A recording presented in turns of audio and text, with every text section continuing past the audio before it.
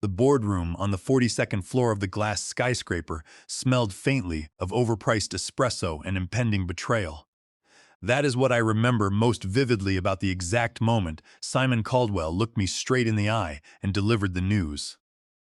He stated that effective immediately, they were terminating my position as chief engineer of Zenith Dynamics.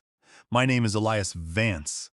I am 58 years old, and I had just been unceremoniously fired in a room full of executives who could not distinguish between a basic algorithm and a coffee machine manual if their lives depended on it. No one else in the room dared to breathe, let alone speak. There were 17 highly paid corporate officers sitting around a polished oak table, and the silence was so absolute you could hear the subtle hum of the air conditioning vents overhead. Simon did not even flinch. He just sat there in his custom-tailored Italian suit, his hands steeple-folded on the desk, looking as though he were closing a routine property acquisition rather than dismantling the career of the man who had built their company from the ground up. To Simon, I was not the dedicated engineer who had spent 14 grueling years developing the EchoCore autonomous drone navigation system. I was simply a heavy line item on a spreadsheet, an expense he could easily slash to make his quarterly profit margins look attractive for the impending board meeting. I felt my jaw clench involuntarily. A surge of pure adrenaline commanded my hands to grip the edge of the table, to overturn it and explicitly detail my profound disdain for his short-sighted, profit-driven management methodology. But I restrained myself. I slowly stood up, casually adjusted my collar, surveyed every single tense face around that expansive table, and uttered exactly one word: appreciated. A few of the executives shifted uncomfortably in their expensive leather chairs. Someone near the back coughed nervously. They probably assumed I was in shock, or that my spirit had been completely broken by the sudden dismissal. However, absolutely none of them had the slightest inkling of what that single word truly signified. You have to understand that Simon Caldwell was only 41 years old, armed with an elite business degree, but severely lacking in practical experience. His father-in-law held a prominent seat on the Zenith Dynamics board of directors and operated the massive venture capital firm that had aggressively funded our initial expansion phase. Simon had never soldered a wire, never written a line of functional code, and never spent 72 sleepless hours trying to stabilize a heavy payload drone in 50-knot gale winds over the open ocean. Yet he was exceptionally fluent in corporate buzzwords. He constantly threw around phrases like optimal synergy, redundant asset liquidation, and aggressive vertical integration. He spoke about complex aeronautical engineering, as if he were peddling used cars to desperate buyers. As for me, I had dedicated 35 years of my life to aerospace and structural engineering. I started my career working on early satellite telemetry systems, learning the intricate details of orbital mechanics not from polished academic textbooks, but from assembling actual hardware with my own calloused hands and testing it under the blistering sun of the western deserts. Later, I transitioned into the early wave of uncrewed aerial vehicle development, pushing the boundaries of what automated flight controllers could achieve. I had witnessed countless defense startups collapse overnight because their brilliant founders lost control of their own intellectual property. During a particularly brutal round of industry layoffs years earlier, I learned the most critical lesson a creator can ever absorb. If you dedicate your life to inventing something fundamentally revolutionary, you must maintain absolute ownership of the foundational architecture. When I first joined Zenith Dynamics 14 years ago, they were a tiny, chaotic operation, with barely enough funding to keep the lights on, and a handful of ambitious engineers dreaming of commercializing autonomous drone inspections.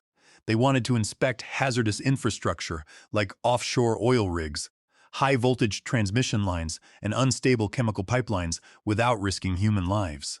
I single-handedly designed the EchoCore navigation platform from nothing. I authored the proprietary algorithms that allowed a massive industrial drone to navigate through a dense, unpredictable environment in near-total darkness while mapping its surroundings with laser precision.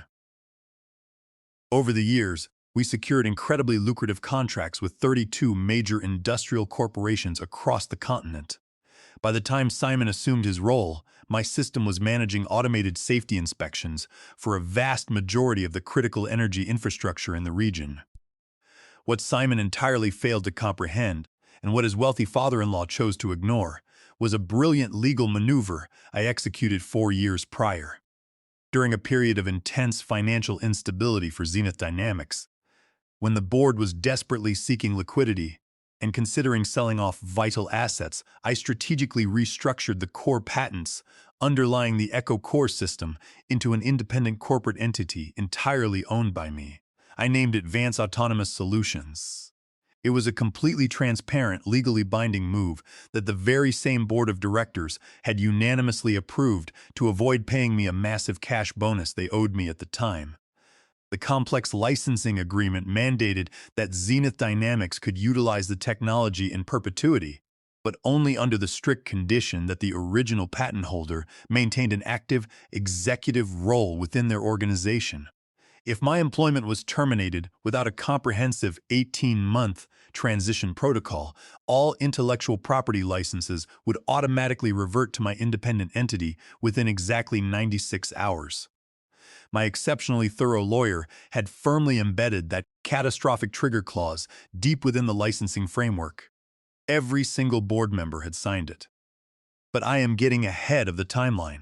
Let me explain exactly how an arrogant corporate climber attempted to discard me and how his catastrophic miscalculation allowed me to secure a staggering fortune. The Echo Core system was not merely a software program you could casually install on a standard computer. It was the culmination of 14 years of relentless innovation, encompassing advanced LiDAR processing engines, dynamic collision avoidance heuristics, and sophisticated machine learning models trained on millions of hours of real-world flight data. The technology possessed the astonishing capability to pilot a heavy industrial drone through a narrow mountain gorge at high speeds, constantly adjusting for unpredictable wind shears while generating a flawlessly accurate three-dimensional map of the terrain.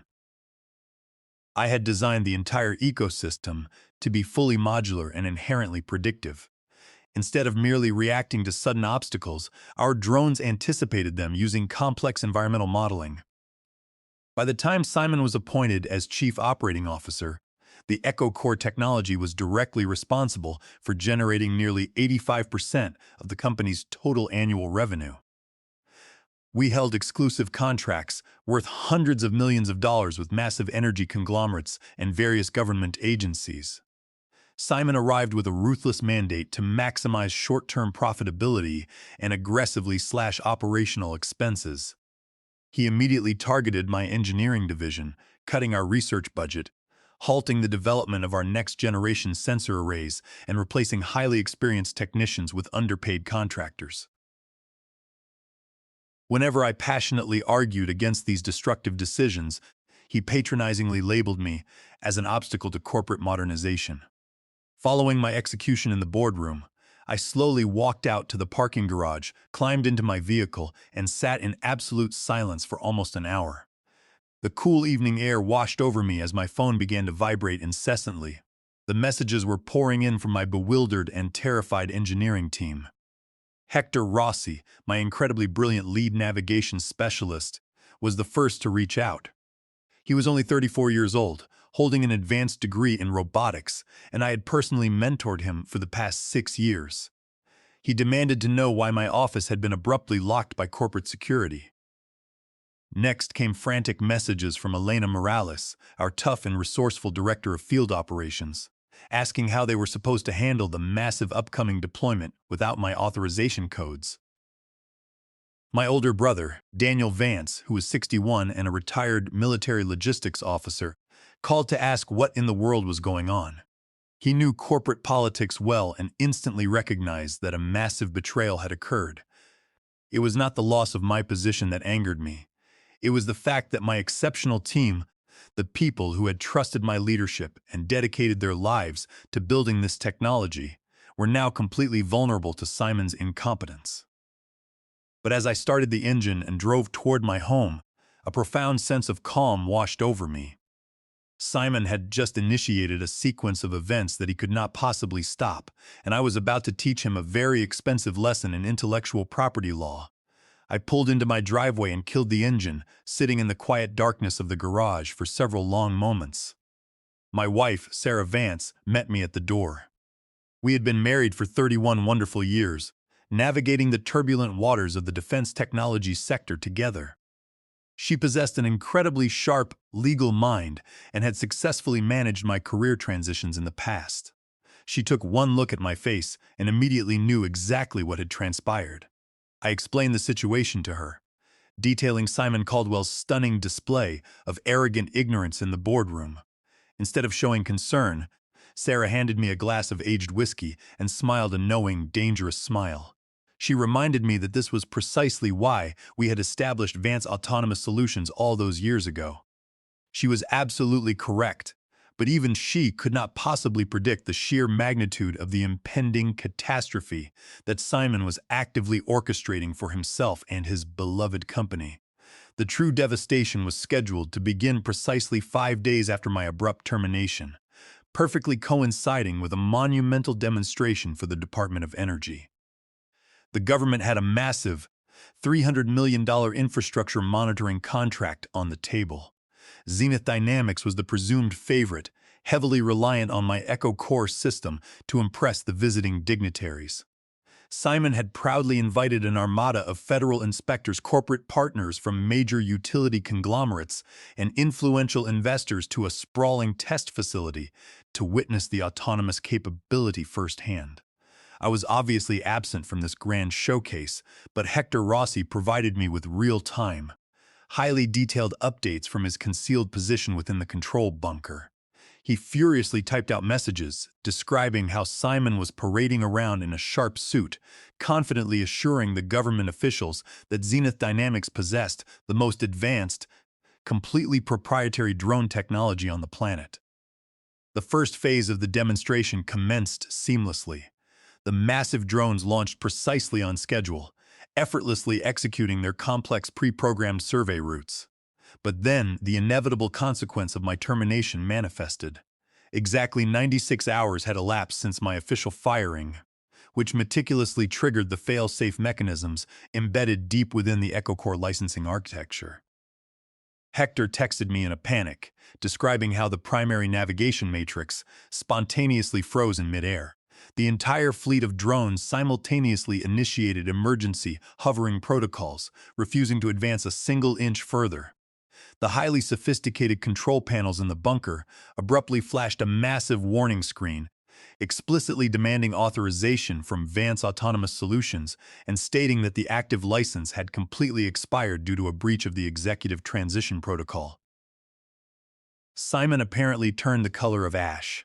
He desperately ordered the technicians to manually override the system, completely failing to understand that the encryption I utilized was quite literally military grade. The government officials stood in absolute bewilderment as the entire multi-million-dollar showcase ground to a humiliating, screeching halt. Hector described how Simon frantically stammered out pathetic excuses, blaming a sudden cybersecurity anomaly and desperately trying to salvage his shattered credibility. The representatives from the Department of Energy quickly lost their patience, sharply questioning whether Zenith Dynamics actually held the legal rights to the software they were actively demonstrating. Within 30 minutes, the VIP guests began walking out in disgust, leaving Simon staring blankly at the grounded drones. But the disaster at the testing facility was merely a localized tremor preceding a catastrophic global earthquake. The Echo Core system was not isolated to that single demonstration. At that exact moment, my proprietary software was actively managing and monitoring live operations for 32 major industrial clients across the continent. Thousands of automated drones were currently inspecting highly volatile chemical pipelines, critical power grids, and towering offshore platforms. When the security timer expired and the licensing tokens evaporated, every single one of those active systems executed a mandatory grounding procedure. Across the country, field operators were suddenly confronted with dark screens and locked consoles. Essential safety inspections were instantly halted, throwing massive utility companies into immediate, chaotic turmoil. I sat in my quiet study, reading Hector's increasingly frantic updates, realizing the sheer, unprecedented scale of the fallout. I had intentionally designed those cryptographic fail-safes to fiercely protect my intellectual property, ensuring that no corporate raider could ever steal my life's work. I had absolutely no desire to cause collateral damage to the hard-working utility crews in the field. But Simon had arrogantly forced my hand by refusing to honor the carefully structured contract. The situation escalated exponentially by the afternoon. Sarah sat across from me, calmly reviewing the specific legal statutes that governed our position. She specifically pointed out Title 35 of the United States Code, Section 271, which explicitly defines patent infringement. By attempting to forcibly bypass my authorization locks and continuing to use the EchoCore software without a valid active license, Zenith Dynamics was actively committing blatant, widespread patent infringement on a massive corporate scale. This was not merely a simple breach of contract. It was a severe violation of federal intellectual property law that carried astronomical financial penalties. I received a furious call from my brother, Daniel Vance. He had been monitoring the industry chatter and informed me that several major utility clients were already preparing massive lawsuits against Zenith Dynamics for critical breach of service. He warned me that Simon would inevitably attempt to scapegoat my engineering team, blaming them for the systemic failure to mask his own staggering incompetence. Daniel's prediction proved painfully accurate. A few hours later, Elena Morales called me, her voice trembling with barely suppressed rage. She informed me that Simon had aggressively suspended Hector Rossi and two other senior developers, falsely accusing them of malicious industrial sabotage. He was desperately spinning a narrative that disgruntled employees had intentionally infected the system with a crippling virus. He completely refused to acknowledge the undeniable reality that the software simply belonged to me, and he had illegally terminated the only person authorized to operate it. I felt a surge of cold, focused anger. Simon was entirely willing to destroy the careers of innocent, brilliant engineers just to shield his fragile ego from the consequences of his catastrophic error. I assured Elena that I would protect them, promising that Simon's reign of terror was rapidly approaching a spectacular and legally devastating conclusion. The ensuing days transformed into a relentless nightmare for Zenith Dynamics, while I observed the systemic collapse from the quiet comfort of my home office. The media caught wind of the unprecedented technological blackout, and industry publications began publishing deeply critical articles questioning the fundamental stability of the company.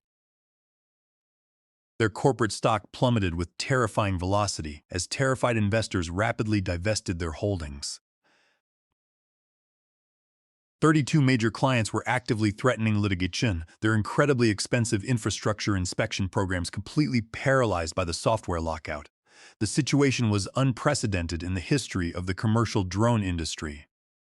Simon Caldwell, in a desperate and pathetically transparent attempt to regain control, authorized a massive expenditure to hire elite external cybersecurity contractors. He foolishly believed that a team of highly paid hackers could somehow violently crack the military-grade encryption protecting the EchoCore architecture. This was his most profound miscalculation yet. By actively directing these contractors to aggressively bypass my security measures and illegally access the core proprietary algorithms, Simon brazenly escalated his actions from a simple contract dispute to a flagrant, undeniable violation of Title 35 of the United States Code, Section 271. He was willfully and intentionally committing severe patent infringement, accumulating staggering financial liability with every single failed attempt to breach my system. My lawyer meticulously documented every instance of their unauthorized access attempts, building an impenetrable fortress of legal evidence. On the 8th day of the crisis, my phone rang with a number I instantly recognized. It was the heavily polished, artificially enthusiastic voice of the Zenith Dynamics Human Resources Director. She nervously attempted to engage me in casual conversation before desperately pitching a consulting arrangement. She stated that the board was officially offering me a staggering $650,000 for a brief 60-day contract to temporarily stabilize the systems and train a replacement team. I could not help but laugh loudly at the sheer absurdity of the proposition. They had publicly humiliated me, terminated my employment without cause, falsely accused my loyal team of malicious sabotage, and explicitly violated federal patent law. Now they believe they could simply throw a fraction of my true worth at me to magically resolve their self-inflicted apocalypse. I firmly rejected the offer, calmly explaining that no amount of consulting fees could adequately compensate for the deliberate destruction of trust and the blatant disregard for my intellectual property rights.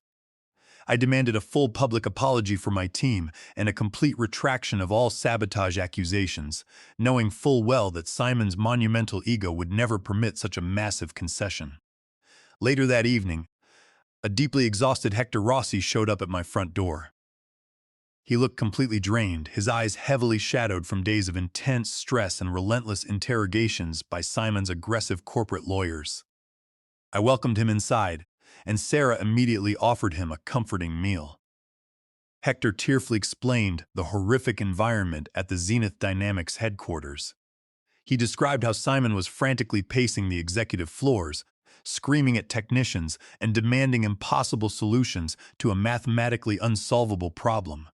Hector expressed his profound fear of losing his entire career, terrified that the false accusations of sabotage would permanently destroy his professional reputation within the tight-knit aerospace industry. I placed a reassuring hand on his shoulder, promising him that this temporary chaos was merely the agonizing birth pangs of a much greater opportunity.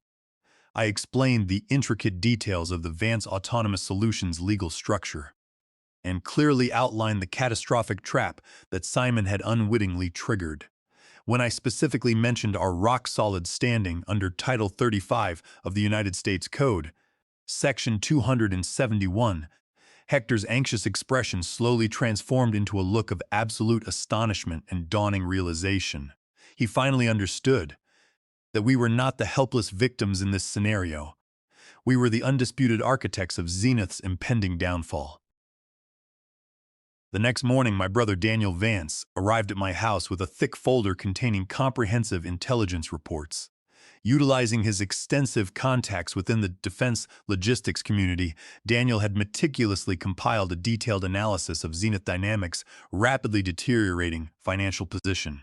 He confirmed that they were hemorrhaging capital at a terrifying rate, facing hundreds of millions of dollars in potential client penalties and devastating shareholder lawsuits. But Daniel also brought incredibly fascinating news regarding our primary corporate rival. Apex Aeronautics, a massive aerospace conglomerate heavily funded by top-tier defense contractors, had been aggressively monitoring the spectacular implosion of Zenith Dynamics. Apex possessed incredibly advanced hardware and manufacturing capabilities, but their proprietary navigation software was notoriously clunky and dangerously unreliable in complex industrial environments. They had been desperately trying to reverse engineer my Echo Core system for years without success. Daniel smiled knowingly, suggesting that my suddenly independent patent portfolio represented the elusive Holy Grail that Apex Aeronautics had been fiercely hunting to acquire. He strongly advised me to prepare for an aggressive acquisition approach, correctly predicting that Apex would recognize the immense strategic value of securing the foundational technology that had just effortlessly brought their biggest competitor to its knees. I realized that Daniel was absolutely right. The board of Zenith Dynamics had foolishly believed they owned the incredibly valuable technology that powered their entire enterprise, but they had merely been renting it. And now, the landlord was actively entertaining massive offers from their most formidable adversary. Exactly 12 days after my dramatic termination, my phone rang with a highly secure, encrypted connection. The caller identified herself as Miranda Cole, the remarkably brilliant and notoriously ruthless Chief Strategy Officer for Apex Aeronautics. I had briefly encountered her at various exclusive industry conferences over the years. She was a phenomenal aerospace engineer who had ruthlessly climbed the corporate ladder by consistently outmaneuvering her less capable peers. Miranda possessed a remarkably sharp intellect and a profound understanding of the intricate relationship between advanced software architecture and massive corporate valuations. She completely bypassed any polite small talk, instantly acknowledging the spectacular chaos unfolding at Zenith Dynamics. She stated clearly that Apex Aeronautics had conducted a thorough, exhaustive analysis of the Vance Autonomous Solutions patent portfolio and explicitly recognized its unparalleled value in the rapidly expanding autonomous inspection market. Miranda revealed that she was completely aware of Simon Caldwell's catastrophic error and the subsequent, highly lucrative legal leverage I now possessed under Title 35 of the United States Code, Section 271. She did not want to license my technology. She wanted to execute a complete, undisputed acquisition of the entire intellectual property portfolio. We immediately arranged a highly confidential meeting at an exclusive, heavily secured private club located downtown. When I arrived, Miranda was already waiting with a massive, incredibly detailed presentation outlining her strategic vision for the future of Apex Aeronautics. She clearly demonstrated how integrating my powerful EchoCore software with their highly advanced drone hardware would instantly create an unstoppable monopolistic force within the global infrastructure inspection industry. Then, she slid a heavily redacted document across the polished table, revealing the preliminary terms of their acquisition offer. Apex Aeronautics was formally proposing an astonishing $920 million to completely purchase the Vance Autonomous Solutions patent portfolio. In addition to the massive financial windfall, they explicitly requested that I accept a 5-year contract as their powerful Chief Innovation Officer, commanding an annual salary of $3,500,000 alongside massive equity options. I sat back, carefully absorbing the sheer magnitude of the proposal. Simon Caldwell had carelessly discarded me to save a minuscule fraction of this amount, completely failing to recognize the astronomical value I had quietly cultivated. I maintained my composure, immediately pivoting the negotiation to the most critical aspect of the deal. I firmly stated that I would not accept the position unless I was granted absolute authority to aggressively recruit my exceptional engineering team from Zenith Dynamics. I demanded a massive, dedicated hiring budget specifically allocated to offer substantial signing bonuses and legally bulletproof protection against any potential non-compete clauses for Hector Rossi, Elena Morales, Julian Bautista, and the rest of my loyal developers. Miranda smiled broadly, clearly impressed by my unwavering loyalty to my team. She instantly agreed to the terms, acknowledging that acquiring my brilliant engineers was just as strategically vital as purchasing the core software patents. We shook hands, initiating a highly accelerated, intense period of legal due diligence. The following evening, as I was carefully reviewing the incredibly complex acquisition contracts, with Sarah, the doorbell abruptly rang.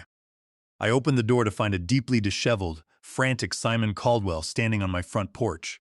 The arrogant, immaculately dressed executive from the boardroom had completely vanished, replaced by a desperate, visibly trembling man facing absolute professional ruin. He had somehow discovered the massive impending deal with Apex Aeronautics and had rushed to my home in a pathetic attempt to aggressively halt the transaction.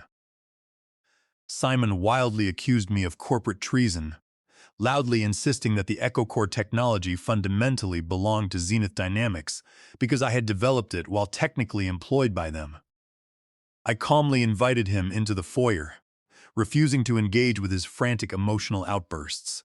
I simply handed him a pristine copy of the original Vance Autonomous Solutions licensing agreement, explicitly highlighting the catastrophic trigger clause he had so carelessly ignored. I then firmly reminded him of his aggressive, illegal attempts to forcefully bypass my security architecture, explicitly citing his flagrant, undeniable violations of Title 35 of the United States Code, Section 271. I calmly explained that his desperate actions constituted massive, willful patent infringement exposing Zenith Dynamics to hundreds of millions of dollars in potential federal damages above and beyond the catastrophic loss of their core operational capability. Simon's face drained of all remaining color as the crushing reality of his monumental blunder finally penetrated his immense arrogance. He quietly pleaded with me, begging me to reconsider the massive sale, promising to completely restore my position and instantly fire anyone I demanded, but I simply looked at him with profound pity. I explained that he had entirely destroyed the delicate fabric of trust required to build truly revolutionary technology. I told him that I was not merely selling a massive patent portfolio. I was actively rescuing my incredibly talented team from a fundamentally toxic, deeply incompetent corporate culture that prioritized short-term spreadsheets over long-term innovation. I asked him to leave, quietly shutting the heavy door on his shattered career and permanently sealing the devastating fate of Zenith Dynamics. The monumental signing ceremony occurred exactly 17 days after I had been so callously dismissed from the Zenith Dynamics boardroom. I found myself sitting in the incredibly expansive, technologically magnificent headquarters of Apex Aeronautics. Miranda Cole sat confidently beside me, along with an entire legion of elite corporate attorneys meticulously verifying every single page of the massive transaction. I formally signed my name dozens of times, officially transferring the complete ownership of the incredibly valuable Vance Autonomous Solutions patent portfolio for a staggering $920 million. I also formalized my powerful new role as Chief Innovation Officer, securing my phenomenal salary of $3,500,000 per year and absolutely guaranteeing the safe, highly lucrative transition of my entire engineering team.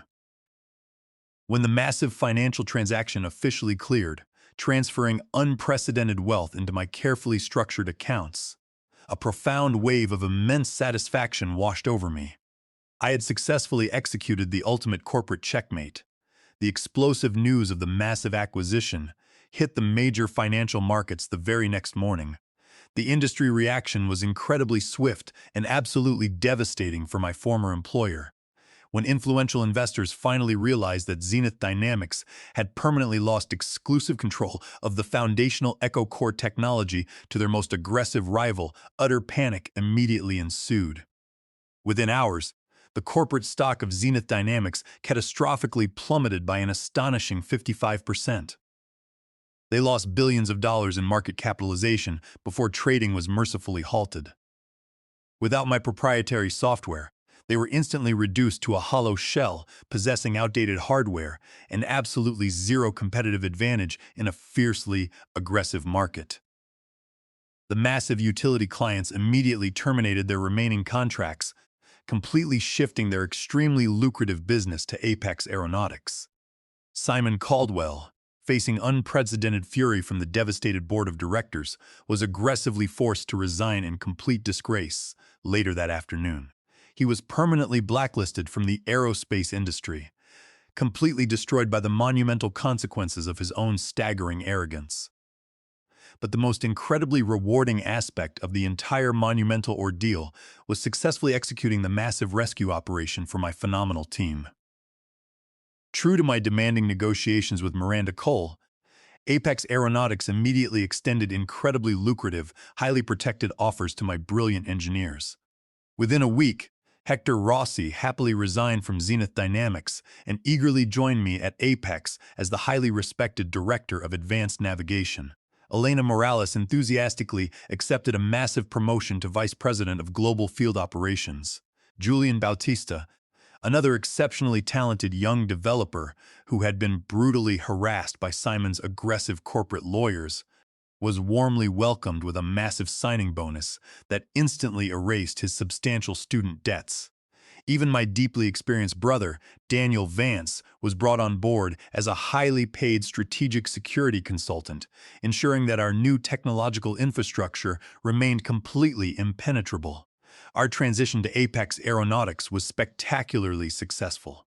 With massive financial resources and incredibly supportive leadership, we rapidly developed and successfully deployed the next generation of the Echo Core system in absolute record time. Our advanced technology completely dominated the global market, securing massive federal contracts and completely revolutionizing the critical infrastructure inspection industry. Meanwhile, Zenith Dynamics slowly and painfully dissolved into complete bankruptcy, quietly selling off their remaining office furniture and outdated testing facilities to desperately pay off their massive, mounting legal debts. The executives who had silently watched Simon terminate me were all aggressively swept away in the catastrophic financial collapse, entirely victims of their own cowardly complicity. Today, at 58 years old, I find myself standing in a magnificent state-of-the-art laboratory at Apex Aeronautics, proudly watching Hector Rossi and our rapidly expanding team of brilliant engineers push the incredible boundaries of autonomous flight. I frequently spend my weekends relaxing with Sarah on the massive patio of our beautiful new estate, quietly reflecting on the chaotic, incredibly rewarding journey that brought us to this wonderful point. The staggering sum of $920 million provides unimaginable generational security for our family. But the massive financial reward was truly secondary to the profound moral victory. I successfully protected my life's work from a deeply incompetent corporate raider, fiercely defended the brilliant people who trusted my leadership, and actively utilized the full, devastating power of Title 35 of the United States Code, Section 271, to ensure that true innovation was fiercely protected and rightfully rewarded. When aspiring young engineers occasionally ask me for critical career advice, I always emphasize the absolute importance of meticulously protecting their intellectual property. I strongly advise them to thoroughly understand the complex legal frameworks that surround their incredible creations, and to never, ever allow an arrogant corporate executive to dictate their true value. I tell them the remarkable story of how a single word, spoken calmly in a room full of aggressive ignorance, became the powerful catalyst for a massive, unprecedented technological revolution. Appreciated. It was not merely a simple pleasantry, it was a devastating promise that I kept with absolute precision.